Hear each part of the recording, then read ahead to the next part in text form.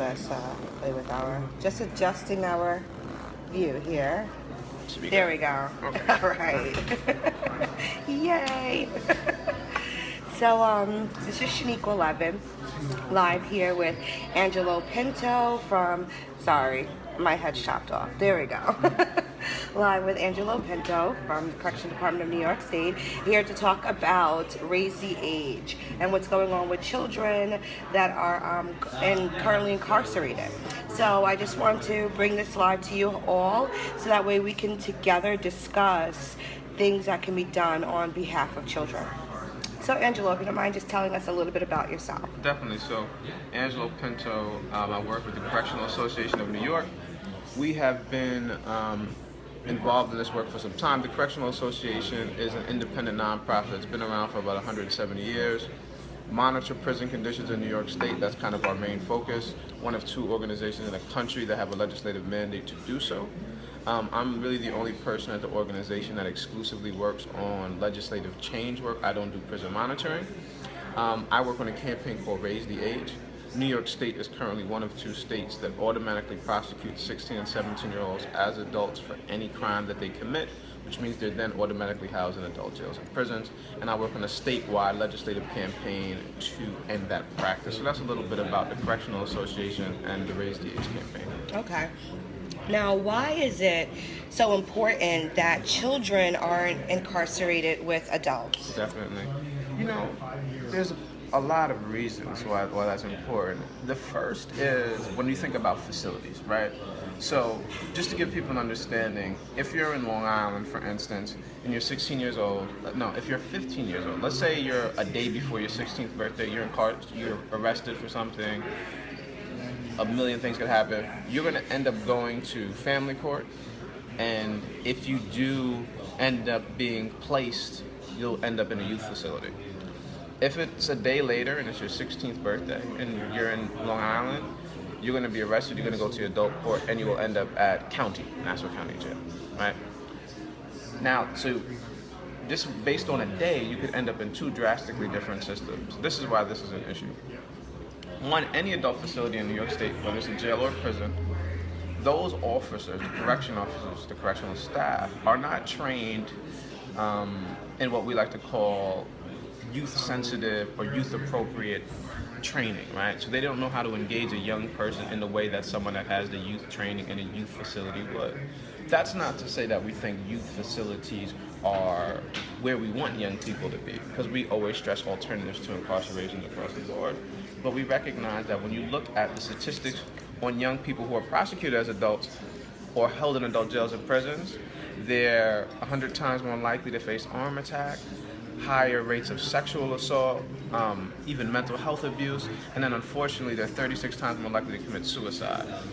Because one of the things that happens in adult facilities that doesn't happen in youth facilities, or at least is against the law in youth facilities, is the use of isolated confinement. So you have a young person who could sit in a cell for 23-hour lockdown, be fed through a slot in the hole, they only come out for recreation and to shower. And what we've heard from many of those young people is that they really don't get any time out of cell. In many instances, they could spend weeks in a cell locked up and don't get a shower, don't get recreation time. So an adult facility in and of itself is just tremendously traumatizing. The other issue is the youth mind, as we've learned and research indicates, is not fully developed until the age of 25.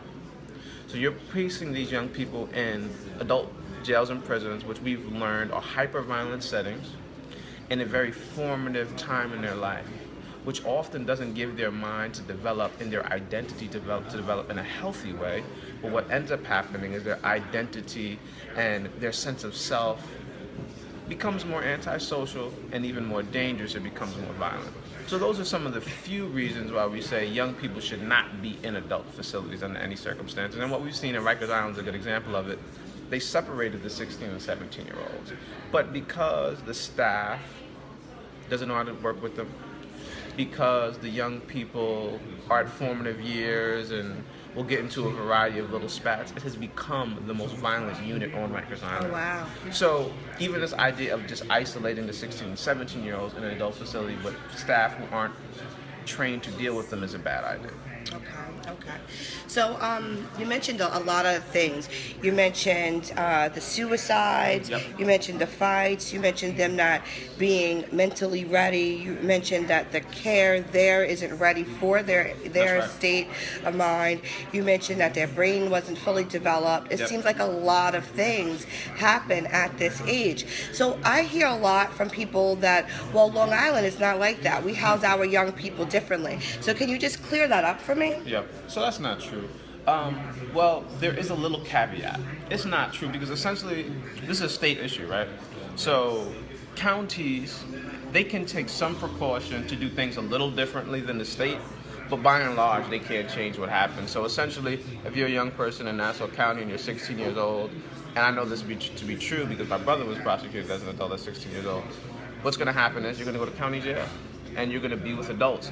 I didn't know this at the time until I started doing this work. My brother shared his experience, and he was like, I was in there with, the big boys, and, he was telling me about the jumpsuit and being chained together. And at this time, I didn't realize, oh, wow, he's 16 and shouldn't have been with adults.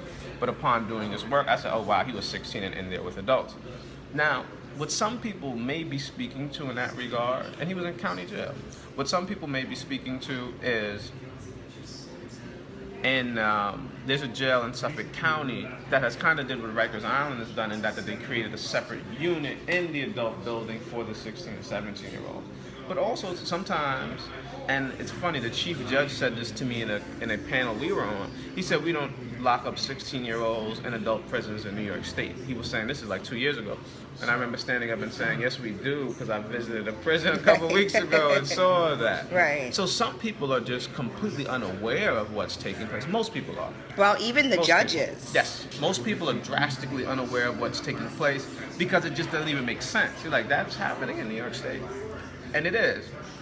And most recently, there was a bill that was really pushed forward by Suffolk County. It was to create a Suffolk County felony part for young people. And it was trying to get the young people basically more services. And because this is a state issue, right, the governor turned it down. And so essentially, for change to happen on this issue, for 16 and 17-year-olds to be treated differently in any state or to be treated like children, the change will have to happen on the state level. The counties aren't really going to be able to shift that because it's policing, right? Because the police, you have to shift the policing practices, then you have to shift actually what institution they go into, whether they're going to adult court or family court, and then after that, which state agency will pick them up. So it's a state issue that needs to be changed.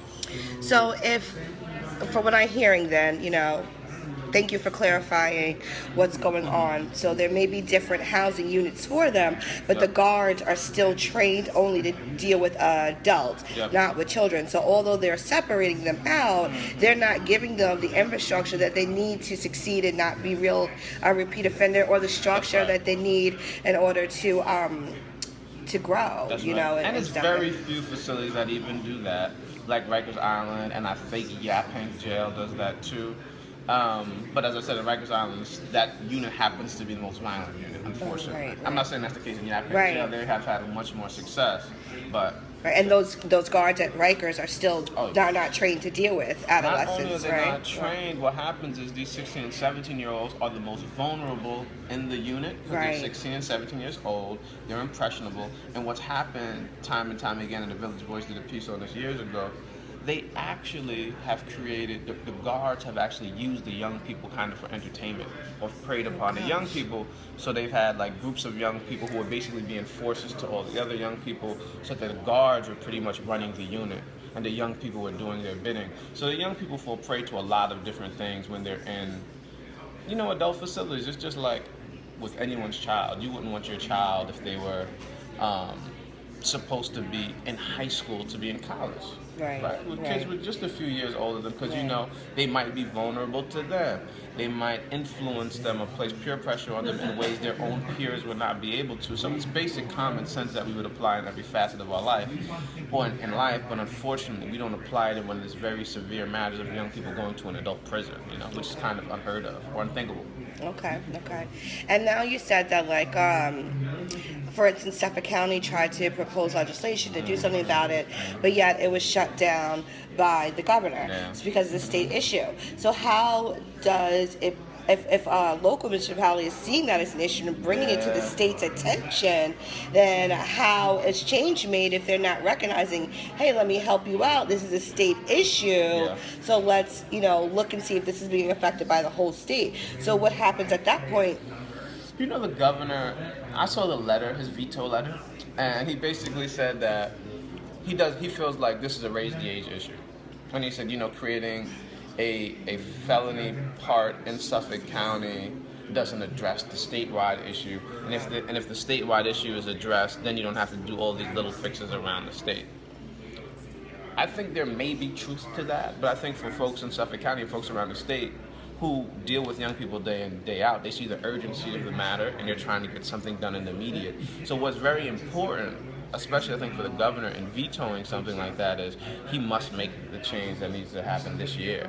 Because for local municipalities, they're encountering with young people every day, weekly, monthly, yearly, whose lives will be drastically impacted, and in many ways their hands are bound to be able to give these young people positive alternatives or the meaningful kind of intervention they could possibly have if the law was different. So I completely understand municipalities saying, listen, governor, do something and do something now, even if it's just for our county. And I think, because the governor's championing this issue, he's saying, I can't do that, and I want to see the state change. So, I think it's different motivations and different interests. Some are local, and the governor's, of course, is broader, it's statewide, but something needs to happen. So you did mention that the governor is championing the issue. So what does that mean? What that means is, for the past 3 years, the governor created a commission on youth crime and public safety. It was essentially a raise the age commission. The then executive director of the organization I work for was a co-chair, so we worked pretty close with the governor to look at the issue and determine, how do you best change this? How do you raise the age in the most effective way to have the most impact? Now, there are folks who will say to me, and have said to others, whenever an administration creates a commission, it's because they want to stall an issue. Whenever an administration creates a commission, it's because they really don't want to get it done, because they could just get it done. And I understand that, I hear that. For us, the state that most recently raised the age was Connecticut. And one of the things that Connecticut did was they in fact had a commission to take a closer look at the issue and say, how could we do it?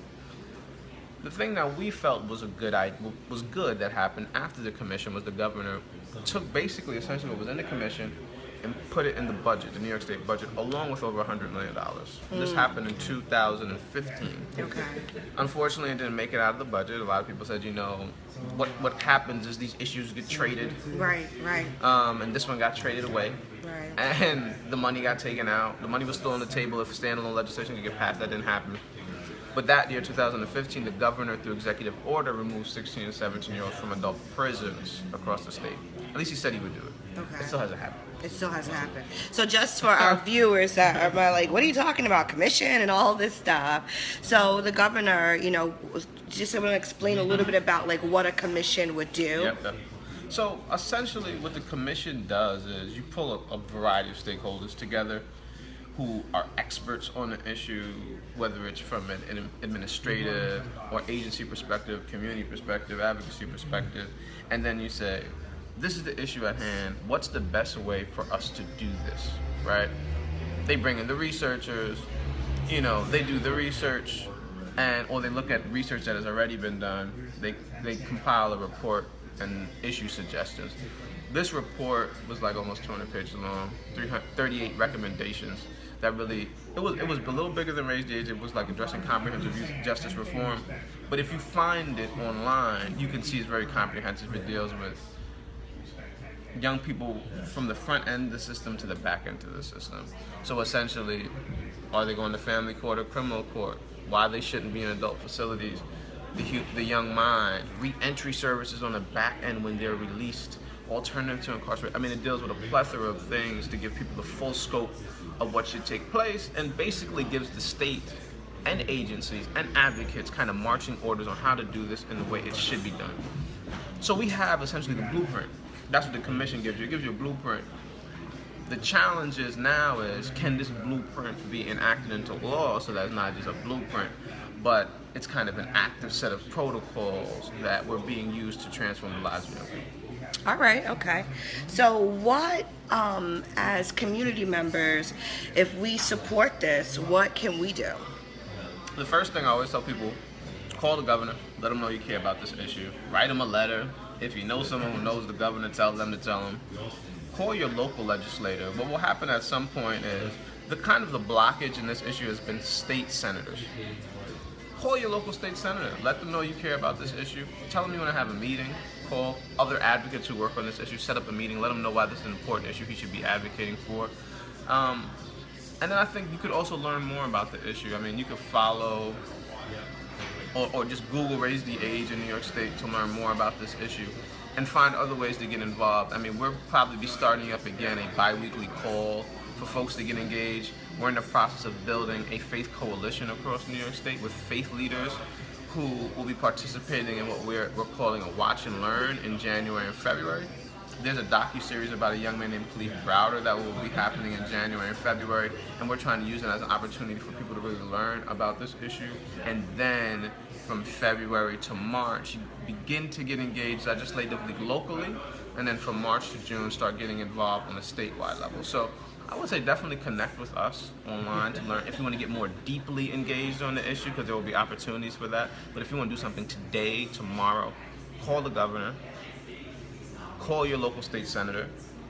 If you're affiliated with an institution or organization, tell them you want them to get involved in this issue. Reach out to us and we'll figure out ways to partner.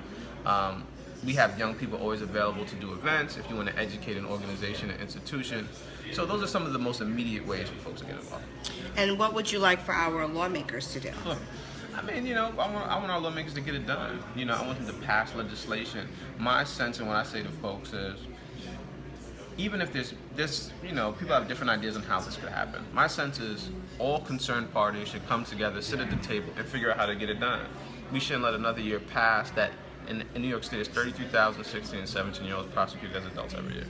We shouldn't let another year pass where 33,000 16 and 17-year-olds are coming in contact with the system, being held in adult jails and prisons. That's unnecessary. If we have different perspectives, let's sit down at the table, figure out what's best for the young people, address people's concerns and hesitations, and pass the legislation. It's a common sense bill. It's something everyone knows should happen. People know children should not be in adult facilities or prosecuted as adults. Basic stuff.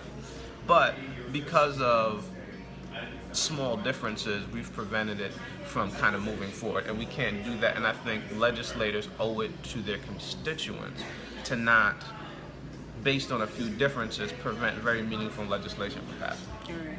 Now, some, always say, how will we fund this? Where will we get the money? What do you say to those that say that? Well, the governor says to those that he's putting up $100 million in the budget for it. So the money's there. So people say, we don't know how we're going to get the money. The governor says they will fully fund this. The other thing is this. Connecticut most recently raised the age. What they found very quickly was, because they're doing this, they saw cost savings. Because many of these young people should not be in the system to begin with. And although they didn't think so, they immediately saw $1 million saving and just keeping young people out of adult facilities, right? Because it's very expensive to house a young person or anyone in an adult facility. Alternatives are much cheaper. What we'll see is, especially after the governor invests in these young people, he's about 33,000, over the course of years, you will see less young people go into the system. Yes, less young people held in adult jails and prisons. Hopefully you see expansion to alternative incarceration programs. And you'll see across the state a tremendous savings, right? That can be reinvested into communities and young people who need them. So this is actually an immediate cost saving strategy, and is of course a long-term investment strategy. For me, it's a win-win. So tell us a little about what alternatives to incarceration look like for you. I mean, some of those programs are, community-based interventions where young people, we call it positive youth development, where you identify whatever the challenge is that has been preventing a young person from being their best self. And you also identify whatever gift, talent, skill this young person has, and you use that gift, skill, talent to kind of pull them out of whatever they've been through, and then you prepare that young person to be a mentor. So I've seen that. I've seen programs where young people are in wilderness programs where they leave the state, and again, they do a form of mentoring and positive youth development. I've seen there's a program in Long Island called, I think, Timothy's Village. With Timothy's Ranch. Timothy's Ranch, yeah, right. Where, young people are in a residential setting. Sorry for the background noise, we're in a coffee shop. But they're in a residential setting, a family-like setting. They learn to farm. They have horses. They learn a skill. They learn a trade. So there's a plethora of options and opportunities for the young people. There's school-based programs and alternatives. There's alternatives that speak to specific things, music and art. I think what we haven't done well is recognize that young people are all different. Young people all have a variety of challenges, but there are a variety of programs out there that speak to and can address the needs of young people. So part of what we need to do with some of this money is invest into alternative to incarceration programs and kind of give people the supports they need to not come in contact with the system to begin with. Okay. Now tell me, if this legislation is not passed, what does that look like for us? It looks like, 33,000 young people again coming to the system. The state of New York spending tons of money, hundreds of millions of dollars to do this. And over the course of decades, what it looks like, because once a young person comes in contact with the system, their likelihood of being rearrested and spending their lifetime evolving in the system is heightened exponentially. So what you'll end up seeing is more decades of some of these young people just spending their life in prison, some of them spending their very formative years. And then you see a lot of cost spending from the state. And then the other thing you see is young people whose lives are ruined, their education is disrupted, and at some point they return to the community. So now the community, families will have to address young people who are no longer young people, who are young adults, and have had their lives drastically altered, may have had a serious conviction so they can no longer get easy employment or get employment at all. They can't get financial aid to go to college, and they suffer all these consequences. And what we know, and we say this all the time, if a young person goes to jail, the family goes to jail with them. So the family will experience these financial challenges, they'll experience these social challenges, and they'll experience, in some cases, the mental health challenges of a young person coming home from being incarcerated. So the state spends money they don't need to spend, and families and communities are negatively impacted. Nobody really wins from locking up 16 and 17-year-olds as adults. Why is this issue passionate for you? Why are you passionate about this issue? I'm a person I'm an empathetic person. I care about people. But, when I first started doing this work within a week, and I was reading stories of young people to learn more about the issue for myself, and I realized, I said, oh wow, this is exactly what my brother went through. I didn't realize it at the time. I was like, he was 16 in Long Island, prosecuted as an adult. And then I learned this happens to dozens of young people. Then I started to meet some of the young people it was happening to recently, and I was hearing of them who attempted suicide, who've been sexually assaulted, who've been viciously attacked by correctional staff and even some folks incarcerated. And then I learned that this is a national issue, and I realized this is a great place to place my time and energy. But the other piece that was key for me is this. Right now in the United States, we're dealing with the issue of mass incarceration. At the height, you had over 2 million people incarcerated, the largest amount of people incarcerated in any country in the world during the history of humanity. Right? So you're dealing with this huge epidemic. And what I realized is, in order to really address that and challenge mass incarceration, you have to tackle it on the front end of the system. The front end of the system is the young people being prosecuted as adults and spend their life kind of revolving around the system. Right. If we could do something there, we could drastically alter the system. So for me, it's not just about raise the age, but it's how raise the age really impacts mass incarceration in the long term. Sure. And what, just anything you want to just let the people know, any final thoughts or words for them? I would say, get involved. That's the most important thing, I think. If people could get involved in this issue, you can learn more about how government and local politics works and your community is working for you, is addressing your needs or not. Just get involved. That's the most important thing, because what I don't like to see is that when folks get involved after their child has been incarcerated, and now they're getting involved on the back end, they don't know what to do. Their family is now drastically altered forever, and it's kind of like they got sideswiped by life and didn't know what could happen. Inform yourself about what's happening to you and the people around you, even if it's not your family directly, and do something about it if you think it's right, because at some point, and this is the sad part about a lot of the issues New Yorkers face, that issue will come knocking on your door. And if people want to reach out to you or more about the campaign, what is the contact information for that? You can reach me. You can go to correctionalassociation.com and find my information, Angelo Pinto, my telephone number, or you can email me at angelopinto@correctionalassociation.org. You can find me on Twitter. I think it's Angelo Pinto 720. So you can find me, get in contact with me. We could talk, figure out how to get you involved.